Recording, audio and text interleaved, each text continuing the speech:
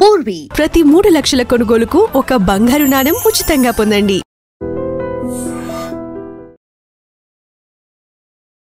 నమస్తే, welcome to I dream weekend update with Kavitha. Jubilee hills అసెంబ్లీకి సంబంధించి బైపోల్కి కొన్ని గంటలు మాత్రమే మిగిలి ఉంది. యాక్చువల్గా అక్కడున్నటువంటి పబ్లిక్ పల్స్ ఏం చెప్తోంది, మూడ్ ఎటువైపు ఉంది, ఎవరిని ఎన్నుకోబోతున్నారు, బోల్డ్ అని అంచనాలు విశ్లేషణలు ఉన్నాయి, అందులోనూ సర్వేలు కూడా ఉన్నాయి. ప్రస్తుతం మనం పల్స్ టుడే చేసినటువంటి సర్వేని చూద్దాం. మనతో పాటుగా ఉన్నారు pulse today research and surveys founder Raju గారు మనతో పాటుగా ఉన్నారు. హలో అండి రాజు. నమస్తే అండి. సో ఫస్ట్ మనం డివిజన్ల వారీగా చూద్దాము. జూబ్లీ హిల్స్కి సంబంధించి 7 డివిజన్లు ఉన్నాయి. ఆ డివిజన్ల వారీగా 3 పార్టీలకి పోల్ పర్సెంటేజ్ అనేది ఎలా ఉండబోతోంది, ఓటర్లు ఎవరి వైపు మొగ్గు చూపబోతున్నారు. ఫస్ట్ మనం ఎర్రగడ్డ డివిజన్కి సంబంధించి చూసుకుందాం. ఎర్రగడ్డ డివిజన్లో బీఆర్ఎస్ పార్టీకి 40% అనేది కనిపిస్తోంది, కాంగ్రెస్ పార్టీకి 56% అని ఉంది, బీజేపీకి 4% అనేది ఉంది. యాక్చువల్గా ఈ సర్వేని ఏ టైంలో స్టార్ట్ చేశారు, దానికి క్రైటీరియాగా ఏ అంశాలు తీసుకున్నారు, ఎలాంటి సర్వే తీసుకున్నారు? యూజువల్గా సర్వే అనగానే ర్యాండమ్గా తీసుకుంటారు, అవి సైంటిఫిక్గా ఉండవు, ఇలాంటివన్నీ వినిపిస్తూ ఉంటాయి కదా. మీరు చేసినటువంటి సర్వే దేన్ని ఫాలో అయింది?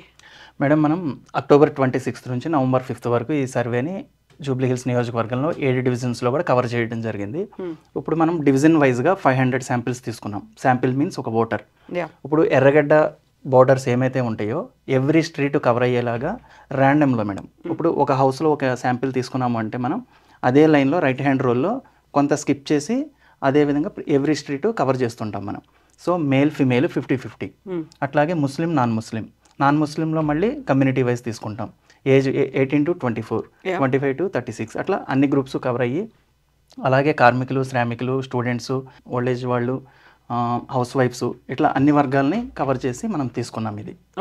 సో ఎర్రగడ్డ డివిజన్ చూసాము. నెక్స్ట్ డివిజన్ రెహ్మత్ నగర్కి సంబంధించి. రెహ్మత్ నగర్లో BRS party 32%, Congress 63% and BJP 5% అనేది ఉంది.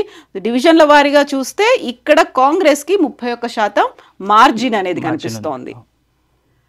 అండ్ వెంగళరావు నగర్కి సంబంధించి బీఆర్ఎస్ పార్టీకి 35% ఉంది, కాంగ్రెస్ పార్టీకి 50% అండ్ బీజేపీకి 15%.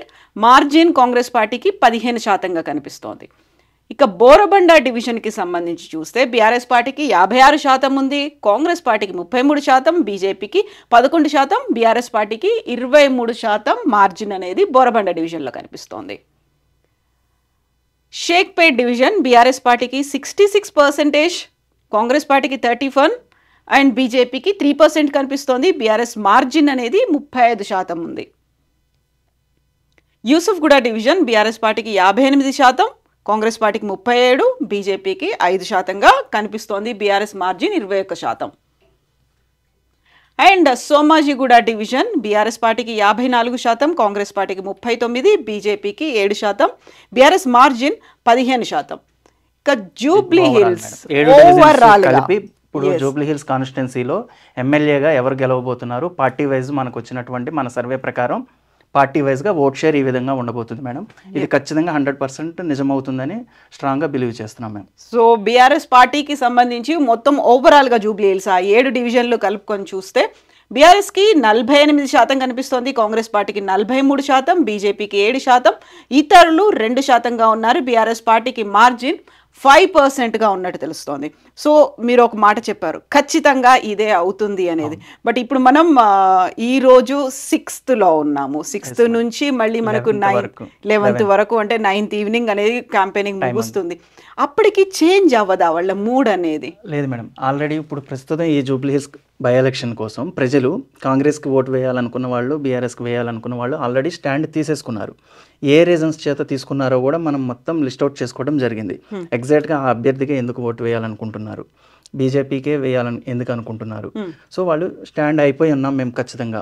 కొంతమంది మాత్రం ఇంకా డెసిషన్ తీసుకోలేదని ఫస్ట్ చెప్తారు మేడం. వాళ్ళ దగ్గర మేము ఏంటంటే ఇంకొక 2 minutes అదనంగా కేటాయించి, అలా కాదండి, మీ అభిప్రాయం కూడా మాకు చాలా వాల్యుబుల్, ఇప్పుడు మీరు ఇంకా డెసిషన్ తీసుకోలేదు అంటే అది మాకు ఎర్రర్ పర్సంటేజ్ కింద ఇంకా నాట్ డిసైడెడ్ కింద పెట్టుకోవాల్సి వస్తుంది.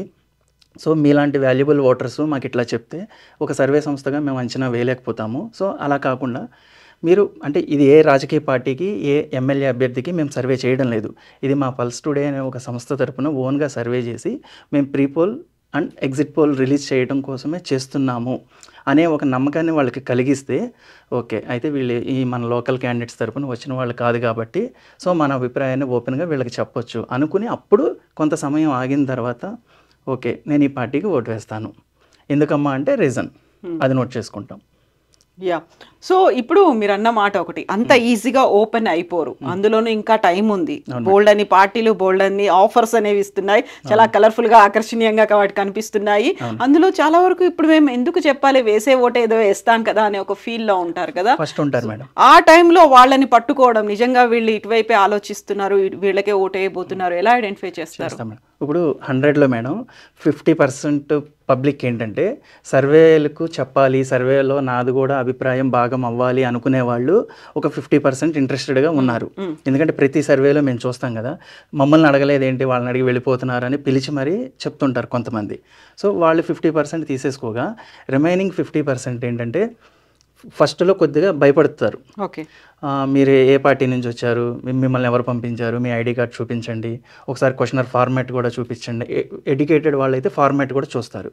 చూసిన తర్వాత ఐడి కార్డ్ చూసిన తర్వాత ఓకే ఇది రియల్గానే ఒక సర్వే ఆర్గనైజేషన్ అని నమ్మిన తర్వాత కూర్చోమంటారు, కూర్చోబెట్టి వాటర్ అవి ఆఫర్ చేసి ఇంకా అడిగిన క్వశ్చన్స్కి ఇంకా లెందీగా చెప్తూ ఉంటారు. సో అక్కడ ఆ ఓటరు రియల్గా చెప్తున్నాడా లేదా ఏదో ఆర్టిఫిషియల్గా ఏదో చెప్పాలి కాబట్టి చెప్తున్నాడా అనేది మాకు అర్థమైపోతుంది మేడం. ఎందుకు అంటే ప్లస్ ఆర్ మైనస్లు చెప్పే దగ్గర ఇప్పుడు సీఎం ఇప్పుడు కాంగ్రెస్ నుంచి చెప్తేనేమో ముఖ్యమంత్రి గారి పనితీరు గురించి చెప్పేటప్పుడు, ఆ అభ్యర్థి గురించి చెప్పేటప్పుడు, లేదా గత సీఎం గారి గురించి చెప్పేటప్పుడు, బీఆర్ఎస్ పార్టీ చేసిన పనుల గురించి చెప్పేటప్పుడు అర్థమైపోతుంది ఓకే ఈయన అటు సైడ్ ఫేవర్గా ఉన్నాడు కాబట్టి డ్యామ్ షూర్గా ఈయన మనకు చెప్పినట్లే ఏ పార్టీకి ఓటేస్తారన్నప్పుడు బీఆర్ఎస్కి ఓటేస్తాడు. అక్కడ అర్థమైపోతుంది మేడం. ఇంకా మేము ఎంత ట్రై చేసినా కూడా 3 minutes 4 minutes ప్రోబ్ చేసినా కూడా కొంతమంది చెప్పరు. సో అట్లాంటి వాళ్ళని ఏంటంటే ఇంకా ట్రై చేస్తాం, చెప్పట్లేదు అనుకోండి అది మనం స్కిప్ చేస్తాం తప్ప దాన్ని వ్యాలిడ్ కిందకి తీసుకోం. సో ఇప్పుడు ఈ రెండిటికి బీఆర్ఎస్కి 48%, కాంగ్రెస్కి 43%, మార్జిన్ అనేది కేవలం 5% మాత్రమే ఉంది. అది ఇప్పుడు ఏంటంటే మేడం ప్రతి డివిజన్లో కూడా బీఆర్ఎస్ అభ్యర్థికి కాంగ్రెస్ అభ్యర్థికి చాలా హోరాహోరీ ఫైట్ ఉంది. ఇద్దరిలో ఎవరు తక్కువ కాదు, ఎవరు ఇది కాదన్నట్లే ఉంది. నవీన్ యాదవ్ గారిని ఓన్ చేసుకుంటున్నారు, ఈవిడ్ని లోకల్ క్యాండిడేట్గానే ఓన్ చేసుకుంటున్నారు. కాకపోతే ఆవిడికి ప్లస్ ఆర్ మైనస్లు కొన్ని ఉండడం వల్ల, నవీన్ యాదవ్ గారికి ప్లస్ ఆర్ మైనస్లు కొన్ని ఉండడం వల్ల ఇక అటా ఇటా ఏదో ఒక పార్టీకి మాత్రమే ఓటు వేయగలరు. కాబట్టి ఈ 5% పీపుల్దే మనకు కీ రోల్ అనమాట. సో అదే టఫ్ ఫైట్ అనుకుంటారా? 5% అనేది చాలా హోరాహోరీ టఫ్ ఫైట్. అంటే 48-43 చాలా దగ్గరగా ఉన్నారు. ఒకవేళ ఏదైనా విషయంలో ఇన్ కేస్ బీఆర్ఎస్ అభ్యర్థి పబ్లిక్ మీద ఎక్కువగా ప్రభావం చూపేది ఇప్పుడు మనీ మేనేజ్మెంట్. ఇది ప్రతి ఓటర్ చెప్తున్నారు. కొంతమంది ఏంటంటే ఎవరికి ఓటేస్తారమ్మా మీరు అన్నప్పుడు చివరి ప్రశ్న ఇది. అప్పటి వరకు అంతా ఫేవర్గా మాట్లాడతారు, మొదట్లోనే అర్థమైపోతుంది వీళ్ళు ఎవరికి సానుకూలంగా ఉన్నారు, ఎవరికి ఓటేస్తారో 5వ క్వశ్చన్కి వీళ్ళ దగ్గర ఏం ఆన్సర్ వస్తుందో నాకు స్టార్టింగ్లోనే మనకు తెలిసిపోతుంది. ఎందుకంటే అంతా ట్రైనింగ్ తీసుకుని ఫీల్డ్లోకి వెళ్తారు. సో చివరి ప్రశ్న దగ్గరికి వచ్చేసరికి ఏంటంటే సతాయిస్తూ ఉంటారు, ఎవరికి డబ్బులు ఎక్కువ ఇస్తే వాళ్ళకి వేస్తాను అంటారు. అదే పోల్ మేనేజ్మెంట్ కింద మనీ మేనేజ్మెంట్. అది ఓకే మనీ మేనేజ్మెంట్. ఎవరికి ఇద్దరు మంచివాళ్ళే, మాకు ఇద్దరు కావాలి, ఆయన తెలుసు ఈయన తెలుసు, డబ్బులు వాళ్ళు ఎక్కువ ఇస్తే వాళ్ళకి వేస్తా, వీళ్ళు ఎక్కువ ఇస్తే వీళ్ళకి వేస్తా అంటాడు. మరి ఇచ్చేలాగా ఏమైనా టాక్ వినిపిస్తుందా, ఆల్రెడీ ఇస్తున్నారా, ఇస్తానని చెప్తున్నారా, ఇవన్నీ అడుగుతాం. ఇస్తారని అంటున్నారు, మరి ఆల్రెడీ కాంగ్రెస్ వాళ్ళు వచ్చి ఇచ్చేసి వెళ్ళిపోయారు, బీఆర్ఎస్ వాళ్ళే మరి ఇంతవరకు మా ఇంటికి రాలేదు. సో వాళ్ళు వస్తే మా ఇంట్లో 4 ఓట్లు ఉన్నాయి, 2 వేస్తాం 2 వేస్తాం, లేదా అసలు వాళ్ళు ఇవ్వలేదు అనుకోండి 4 కాంగ్రెస్కి వేస్తాం, ఇట్లా చెప్తూ ఉంటారు మేడం. సో మనీ మేనేజ్మెంట్లో మాత్రం ఫెయిల్ అవ్వకూడదు. ఒకవేళ బీఆర్ఎస్ క్యాండిడేట్ మనీ మేనేజ్మెంట్లో ఫెయిల్ అయితే మాత్రమే ఈ పర్సంటేజ్ తగ్గే ఛాన్స్ ఉంది. మారుతుంది అంటే మారుతుందంటే మీన్స్ ఒక 48 మనం ఎక్స్పెక్ట్ చేసాం కదా, 47కి 46.5కి అట్లా పడే ఛాన్స్ ఉంది తప్పించి అంచనా తారుమారయ్యే ఛాన్స్ అయితే లేదు. ఇక్కడ డిసైడ్ అయిపోయింది ఎవరు గెలవబోతున్నారు. ఖచ్చితంగా బీఆర్ఎస్ పార్టీ అభ్యర్థి మాగంటి సునీత గారు ఎమ్మెల్యేగా గెలవబోతున్నారు. సో కీలకమైనటువంటి అంశాలు ఏమున్నాయి, ఓటర్లు ఎందుకని బీఆర్ఎస్ వైపు లేకపోతే కాంగ్రెస్ వైపు మొగ్గు చూపుతున్నారా, ఆ పార్టీలను ఓటేయాలని ఎందుకు డిసైడ్ అయ్యారు, సో సానుకూల అంశాలు ఏమున్నాయి, వ్యతిరేకంగా ఏం ఆలోచిస్తున్నారు, ఏవి క్రూషియల్ రోల్ ప్లే చేయబోతున్నాయి, బీఆర్ఎస్ పార్టీ అభ్యర్థికి ఉన్న సానుకూల అంశాలు అడ్వాంటేజెస్ మేడం.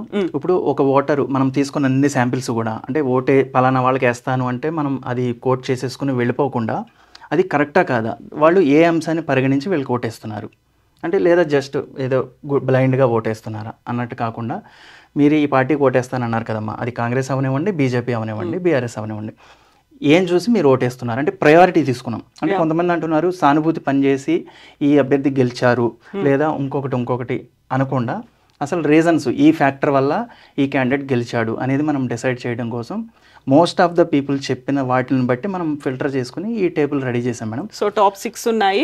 బీఆర్ఎస్ పార్టీ రాష్ట్ర వ్యాప్తంగా చేసిన అభివృద్ధి కార్యక్రమాల ప్రస్తావన ఉంది.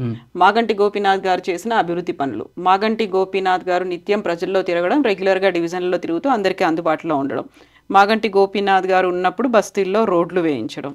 మాగంటి గోపీనాథ్ గారు బస్తీల్లో ఉన్న ఇళ్ళు లేని పేదలకు డబుల్ బెడ్రూమ్ ఇళ్ళు ఇప్పించడం, భర్త చనిపోయారు అని సానుభూతి. అంటే ఇప్పుడు ఫస్ట్ ఓటరు, అమ్మ మీరు బీఆర్ఎస్ పార్టీకి ఓటేస్తా అన్నారు కదా, ఎందువల్ల నువ్వు ఓటేస్తావమ్మా అన్నప్పుడు, బీఆర్ఎస్ పార్టీ రాష్ట్ర వ్యాప్తంగా చేసిన డెవలప్మెంట్ నేను చూశాను. ఇక్కడ చూస్తేనేమో ఐటీ డెవలప్ చేయడం, ఇంకా second town grade towns Warangal అట్లాంటివి డెవలప్ చేయడం, ఇట్లా వాళ్ళందరూ చెప్తూ, కొంతమంది అమ్మ నువ్వు బీఆర్ఎస్ పార్టీకి ఓటేయడానికి, ఓకే టాప్ నేను 6 అనుకున్నాను కాదు, టాప్ 12 తీసుకున్నారా, ఇంకా మొత్తం అన్నీ ఉన్నాయా? బీఆర్ఎస్ పార్టీకి ఓటు వేస్తానన్న వాళ్ళందరే అడ్వాంటేజెస్ మేడం ఓటర్స్ యొక్క. సో వాళ్ళు చెప్పిన ఒపీనియన్స్ ఏమున్నాయి అనేది. సో ఇక్కడ కీలకమైనటువంటి ఒక క్రూషియల్ నోట్ కూడా ఉంది, స్పెషల్ నోట్ అనేది పెట్టారు. బీజేపీ కార్యకర్తలు బీజేపీ గెలకపోయినా పర్లేదు, కానీ ఒకవేళ కాంగ్రెస్ పార్టీ ఇక్కడ గెలిచేలా ఉంటే మాత్రం మేము కాంగ్రెస్ పార్టీని ఓడించడానికి ప్రయత్నిస్తాం.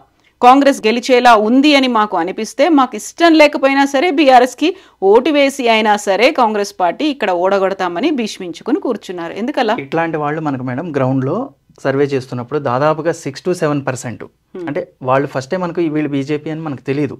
మన యాజ్ పర్ రూల్ ప్రకారం క్వశ్చనర్ మొత్తం అడుగుతున్నప్పుడు లాస్ట్లో ఒకటి మేడం, ఒక ఓటర్ని ఎలా అడుగుతామంటే మనం, అమ్మ ఇక్కడ ఇప్పుడు పరిస్థితి చూస్తుంటే, వేవ్ చూస్తుంటే మీ అంచనా ప్రకారం చెప్పండి, బీఆర్ఎస్ బీజేపీ కాంగ్రెస్ ముగ్గురు ప్రధాన పోటీలో ఉన్నారు కదా, మీ అంచనా ప్రకారం ఎవరు గెలుస్తారు అన్నప్పుడు వాళ్ళ అంచనా వచ్చి ఒకటి, ఆ వేవ్ చూస్తుంటే నాకు కాంగ్రెస్ గెలిచేలాగా ఉంది అని చెప్తారు. సరే నెక్స్ట్, అమ్మ మీ చాయిస్ కూడా అదేనా, మీ ఎంపిక కూడా అదేనా, మీరు ఓటు వేసేది కూడా అదేనా? నో నేను వచ్చి బీజేపీకి ఓటేస్తాను, లేదా నేను కేసీఆర్కి ఓటేస్తాను, కానీ నాకు చూస్తుంటే ఎందుకో టాక్ కానీ ఈ క్యాంపెయిన్ చూసినా హడావిడి చూసినా కాంగ్రెస్ గెలిచిద్దేమో అనిపిస్తుంది. సో అనిపించడం వేరు, నా పర్సనల్గా నేను ఓటు వేసేది వేరు. ఓటు వేస్తానన్నదే మనం పరిగణలోకి తీసుకుంటాం. సో అప్పుడు ఈ బీజేపీ వాళ్ళు చెప్తున్నది ఏంటంటే, యాక్చువల్గా మేము బీజేపీకి ఓటేస్తాం, కానీ చూస్తాం మధ్యాహ్నం వరకు పోలింగ్ డే రోజు చూస్తాం వేవ్ ఎట్లా ఉంది, కాంగ్రెస్కి అనుకూలంగా జరుగుతుందా, బీఆర్ఎస్కి అనుకూలంగా జరుగుతుందా. బీఆర్ఎస్కి అనుకూలంగా జరుగుతుంది, బీఆర్ఎస్ గెలుస్తుంది అనుకుంటేనేమో యాజ్ యూజువల్ మేము బీజేపీ మా దీపక్ రెడ్డి గారికి ఓటేస్తాం. మా ఓట్లు అవసరం లేదని, వాళ్ళకి అవసరం లేదా, మా సపోర్ట్ లేకుండానే గెలిచేలాగా ఉన్నారు అనిపిస్తే మేము మా దీపక్ రెడ్డి గారికి బీజేపీకి వేస్తాం. ఒకవేళ వేవ్ కనుక కాంగ్రెస్కి ఉంది, కాంగ్రెస్ క్యాండిడేట్ ఇక్కడ గెలిచేలాగా ఉన్నారు అంటే మాత్రం మాకు ఇష్టం లేకపోయినా సరే, ఇది ఏంటంటే మళ్ళీ మనం బీఆర్ఎస్ బీజేపీ ఒకటే అని చెప్పినట్లు వస్తుంది. ప్రజలు చెప్తున్నది మాకు ఇష్టం లేకపోయినా సరే ఈసారికి బీఆర్ఎస్కి ఓటేసి ఇక్కడ కాంగ్రెస్ని ఓడగొడతాం. ఓకే, సో ఇది ఓవరాల్ గా ఉన్నటువంటి మైండ్ సెట్ సానుకూలం అవుతుంది వాళ్ళకి. ఇట్లా ఆలోచించడం వల్ల బీజేపీ వాళ్ళు ఒక 6%, అది అడ్వాంటేజ్ కదా బీఆర్ఎస్ కి.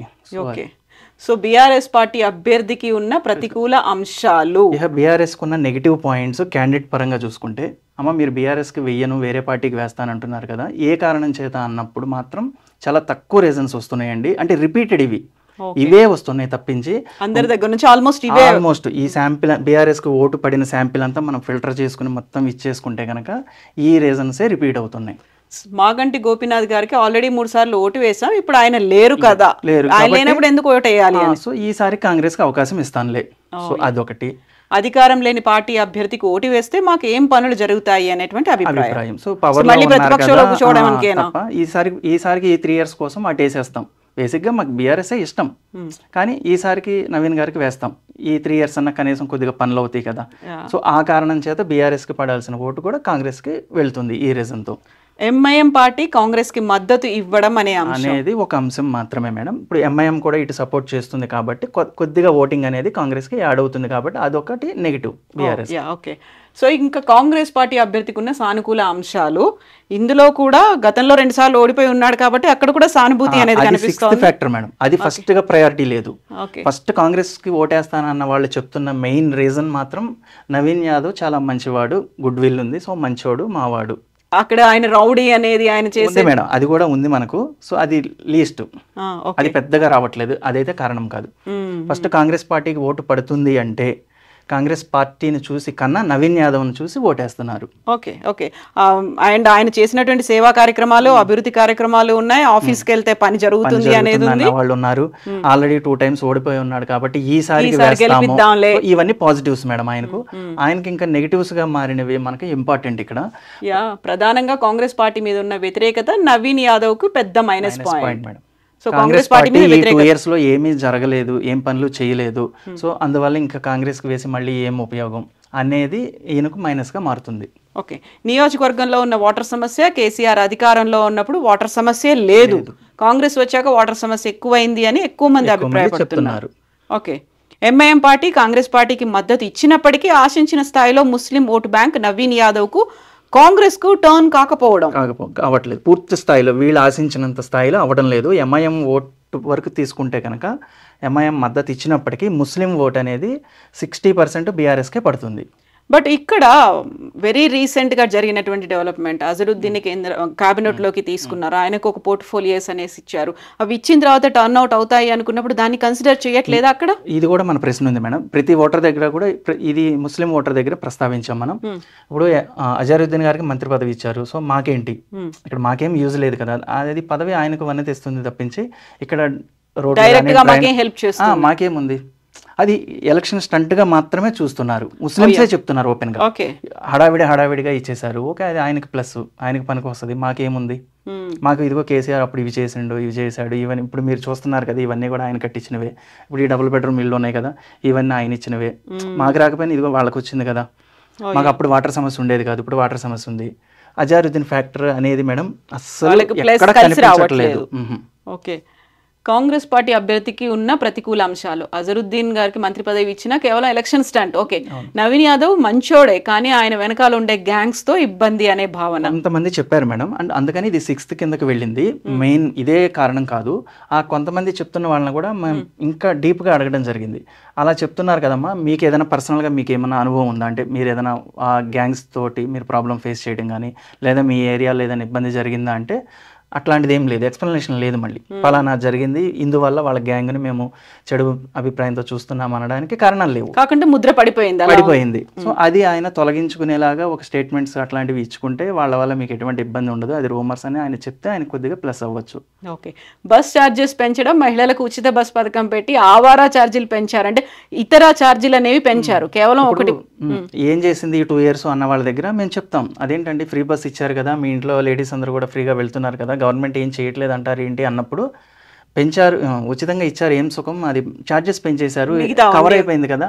ఇప్పుడు మేము అదే, ఇప్పుడు పేరుకే తగ్గించారు, మా వైఫ్ టికెట్, నేను టికెట్, మా భార్యాభర్తల టికెట్ కలిపి నా దాని మీద పడిపోయింది కదా, ఇంకా ఫ్రీ ఎక్కడ ఉంది అని తిరిగి క్వశ్చన్ చేస్తున్నారు. ఓకే, సో బీజేపీ పార్టీ అభ్యర్థికి ఉన్న సానుకూల అంశాలు, మోదీ క్యాండిడేట్ దీపక్ రెడ్డి గారికి ఇక్కడ ఎవరైనా ఆ 7% ఎవరైతే ఓటు వేస్తున్నారో వాళ్ళు ఏం చూసి ఓటేస్తున్నారు అంటే మోదీ గారిని చూసి ఓటేస్తున్నారు first of all. Okay, Hindu party అనే అభిప్రాయం ఇవి కొన్ని కమ్యూనిటీస్ లో కొన్ని వర్గాల్లో కనిపిస్తుంది, వాళ్ళే చెప్తున్నారు. ఓకే, బీఆర్ఎస్ కాంగ్రెస్ పార్టీలు నచ్చని వారికి ప్రత్యామ్నాయ అవకాశంగా మాత్రమే చూసి ఇంకా ఆల్టర్నేట్ ఇది ఒకటే ఉంది కాబట్టి మెయిన్ పార్టీ దానికి వేస్తాం. అంటే బీజేపీని ఆన్ ద హోల్ చూడట్లేరు, క్యాండిడేట్ ని చూడట్లేదు మేడం. సో బీజేపీ పార్టీ అభ్యర్థికి ఉన్న ప్రతికూల అంశాలు, ఈ ఉప ఎన్నికను బీజేపీ అభ్యర్థి కానీ బీజేపీ ముఖ్య నేతలు కానీ సీరియస్ గా తీసుకున్నట్లు అనిపించట్లేదు. ఇది జనాలే అంటున్నారు. ఇప్పుడు అంటే కొంతమంది చెప్తున్నారు ఏమంటే బీజేపీ ఏం లేదండి ఇక్కడ, ప్రధానంగా కాంగ్రెస్ బీఆర్ఎస్ మధ్య ఉందన్నప్పుడు. ఎందుకు అంటే అసలు ప్రచారం కూడా మా ఏరియాలోకి ఇంతవరకు రాలేదు, ఆయన మొహం కూడా మేము ఇంతవరకు చూడలేదు. సో వాళ్ళంటే ఇంటింటికి వస్తున్నారు, సునీత గారి 2 పిల్లలు వస్తున్నారు, నవీన్ యాదవ్ వస్తున్నాడు, సో ఇట్లా వాళ్ళైతే వస్తున్నారు తప్ప ఈయన ఎక్కడ రావట్లేదు కదా. సో ప్రచారంలో కూడా వెనకబడిపోయారు, ప్రచారంలో వెనకబడి ఉన్నారు. అధికార పార్టీ అభ్యర్థి కాదు కదా అనే అభిప్రాయం ఉంది. ముఖ్యంగా మాగంటి గోపీనాథ్ గారి మరణం వల్ల వచ్చిన ఉప ఎన్నిక కాబట్టి ప్రజల ఇంటెన్షన్ అంతా మాగంటి సునీత గారి వైపు, మరియు అధికారంలో ఉంది కదా అని కాంగ్రెస్ వైపు, లోకల్గా పనులు జరిగేది కాంగ్రెస్ వల్లే అనే అభిప్రాయంతో ప్రధాన పోటీ బీఆర్ఎస్ కాంగ్రెస్ మధ్య మారిపోయింది. ఇక అది మైనస్ అయింది. అంటే ప్రధాన పోటీ ఆ రెండు పార్టీలకి షిఫ్ట్ అయిపోయేసరికి ఈయన థర్డ్ పొజిషన్ లో మైనస్ అయిపోయింది. జూబ్లీ హిల్స్ నియోజకవర్గంలో ముస్లిం ఓటు బ్యాంక్ అధికంగా ఉంది. బేసిక్గా ముస్లిమ్స్ బీజేపీకి ఓటు వేయడానికి ఇష్టపడకపో, అంతకు మించి బీజేపీ అభ్యర్థి లంకల దీపక్ రెడ్డి మీద వ్యతిరేక భావన, ఆరోపణలు వంటివి ఏం లేవు. క్లీన్ చిట్ ఉంది, క్లీన్ వైట్ పేపర్ లాగానే చెప్తున్నారు. ఆయన మీద ఈ అవినీతి ఆరోపణలు ఉన్నాయి, ఆయనకి ఎందుకు ఓటేయాలి, అంతకుముందు ఇలా చేశాడు ఇట్లాంటివి ఏమి నెగిటివ్స్ చెప్పట్లా. ఓన్లీ మెయిన్ గోపీనాథ్ గారు మరణించారు కాబట్టి వేస్తే ఆవిడకన్నా వేయాలి, పార్టీ రూలింగ్ లో ఉంది కాబట్టి కాంగ్రెస్ కన్నా వేయాలి, బీజేపీకి వేస్తే ఇప్పుడేమొస్తుంది, సో వేస్తే నెక్స్ట్ ఎలక్షన్స్ కి చూద్దాం అంతే. మరో ముఖ్యమైన విషయం, బీజేపీ కార్యకర్తలు బీజేపీ గెలవాలి అనే పాయింట్ మీద కన్నా కూడా కాంగ్రెస్ పార్టీ మాత్రం గెలవకూడదు అనే సంకల్పంతో ఉండడం వల్ల బీజేపీకి డిపాజిట్ కూడా కోల్పోతుంది. సో ఇవన్నీ నెగిటివ్స్ మేడం బీజేపీకి. సో మళ్ళీ ఇప్పుడు ఈ టైం ఉంది కదా, ఇంకొక 4-5 days అనేది టైం ఉంది. దీంట్లో కూడా మళ్ళీ ఒక మూడ్ చేంజ్ అవ్వచ్చు, లేకపోతే లాస్ట్ మినిట్లో జరిగేటువంటి పోల్ మేనేజ్మెంట్ కావచ్చు, స్ట్రాటజీస్ మారవచ్చు. అప్పుడు ఎలాంటి రోల్ ప్లే చేస్తుంది, అప్పుడు ఏమైనా చేంజెస్ ఎలా ఉంటాయి మేడం? పోల్ మేనేజ్మెంట్ స్ట్రాంగ్గా చేయాలని బీఆర్ఎస్ ఎంత స్ట్రాంగ్గా ఉందో కాంగ్రెస్ కూడా అంతే స్ట్రాంగ్గా ఉంది. సో పోల్ మేనేజ్మెంట్లో పెద్దగా డిఫరెన్స్ వచ్చే ఛాన్స్ లేదు. ఇక ఎటు తిరిగి మనీ మేనేజ్మెంట్లో ఎవరు పర్ఫెక్ట్గా చేస్తారు, ఇద్దరూ పర్ఫెక్ట్గా చేస్తే ఎగ్జాక్ట్ అదే రేషియో వచ్చే ఛాన్స్ ఉంది. ఎవరన్నా తగ్గితే మాత్రం 1 or 2% మాత్రమే అటు ఇటు అవుతుంది. సో హ్యూజ్ మార్జిన్ అని చెప్పుకోవడానికి లేదు. హోరాహోరీ ఫైట్లో మన అంచనా ఖచ్చితంగా మాగంటి సునీత గారు 9,000 నుంచి 10,000 మెజారిటీతో ఎమ్మెల్యేగా గెలుస్తారు. జూబ్లీస్ కాన్స్టిట్యున్సీలో బేసిక్గా మనకు ఒక 55% పోలింగ్ అట్లా జరుగుతుంది, ఇంకెక్కువ జరగదు. ఒకవేళ పోలింగ్ ఎక్కువ జరిగిందనుకోండి కాంగ్రెస్కి అడ్వాంటేజ్ అయ్యే ఛాన్స్ ఉంది ఇక్కడ. ఓకే, సో ఇప్పుడు క్యాంపెయినింగ్ తో పాటుగా ఎవరెవరు ఎలాంటి స్ట్రాటజీస్ అందరినీ కూడా ఓటింగ్కి వచ్చి ఓటు వేసుకునేలాగా, ఇంకెవరెవరు రాలేదు, ఏ బూత్లో ఎంత లోలో ఉంది, ఆ బూత్ ఏజెంట్లు గ్రౌండ్లోకి వెళ్ళి మేనేజ్ చేసుకుంటూ ఇదంతా చేస్తే కొద్దిగా పర్సంటేజ్ కూడా పెరుగుతుంది. ఎంత ట్రై చేసినా కూడా బేసిక్గా జూబ్లీ హిల్స్ కాన్స్టిట్యున్సీ 55కి క్రాస్ అయ్యే ఛాన్స్ చాలా తక్కువ. అది మెయిన్ ఎలక్షన్ టైంలోనే ఇప్పుడు బై ఎలక్షన్ కాబట్టి కొద్దిగా ఈ హడావిడి ఉంది కాబట్టి వేద్దాము, ఒక స్పెషల్గా వచ్చిన ఎన్నిక కదా అనేసి కొంతమంది కూడా పనులు మానుకుని వచ్చి వేస్తారు. ఏదేమైనా 60 లోపే ఉంటుంది మేడం పర్సంటేజ్. సో దాన్ని దృష్టిలో పెట్టుకుంటే సునీత గారికి 9,000 10,000 మెజారిటీ వస్తుంది. దీనికి కొన్ని సైంటిఫిక్ రీజన్స్ కూడా ఉన్నాయి మేడం. ఇప్పుడు ఎందుకంటే ఇంకొక లాజిక్ చెప్తా. ఇప్పుడు గత ఎలక్షన్స్లో ఎంఐఎం సింగిల్గా పోటీ చేసింది, కాంగ్రెస్ సింగిల్గా పోటీ చేసింది, బీఆర్ఎస్ సింగిల్గా పోటీ చేసింది. అప్పుడు ప్రధాన పోటీలో ఉన్నప్పుడే మాగంటి గోపీనాథ్ గారికి వచ్చిన అత్యధిక మెజారిటీ 16,000. ఇప్పుడు చాలామంది కొంతమంది విశ్లేషణలు కొన్ని సర్వేలు 30,000 35,000 అట్లా మెజారిటీలు వస్తాయని కూడా చెప్తున్నాయి. సో ఈ లాజిక్ మరి ఎక్కడ మిస్ అవుతుందో తెలియదు. ఇప్పుడు మాగంటి గోపీనాథ్ గారే స్వయంగా పోటీలో ఉన్నప్పుడు ఎంఐఎం ఓట్లు ఆ పార్టీ ఓట్లు ఆ పార్టీ చీల్చుకున్నప్పుడే అంత మెజారిటీ వచ్చినప్పుడు ఇప్పుడు ఎంఐఎం మద్దతు కాంగ్రెస్కు ఉంది. సో ఇట్లాంటి సిచ్యువేషన్లో ఇంకా ఇంతకు మించి మెజారిటీ అప్పటికన్నా తగ్గాలే తప్ప పెరిగే ఛాన్స్ అయితే లేదు. సో కొత్త ఓటర్లు వచ్చారు అనుకుందాం, కొత్త ఓటర్లు వచ్చినా కూడా అది ఇద్దరికి స్ప్లిట్ అవుతుంది తప్ప ఆ కొత్తగా వచ్చిన ఓటర్లు అందరూ బీఆర్ఎస్కో అందరూ కాంగ్రెస్కో ఓటు వేసే ఛాన్స్ లేదు. సో ఈ సైంటిఫిక్ ఈక్వేషన్ చూసుకున్నా కూడా మెజారిటీ అనేది వర్కౌట్ అవుతుంది. 9 నుంచి 10,000 వచ్చే ఛాన్స్ ఉంది. ఇది మనకు 14వ తారీఖు తెలుస్తుంది. ఎస్ అండి, థ్యాంక్ యూ సో మచ్ రాజు గారు. థ్యాంక్ యూ అండి, థ్యాంక్ యూ.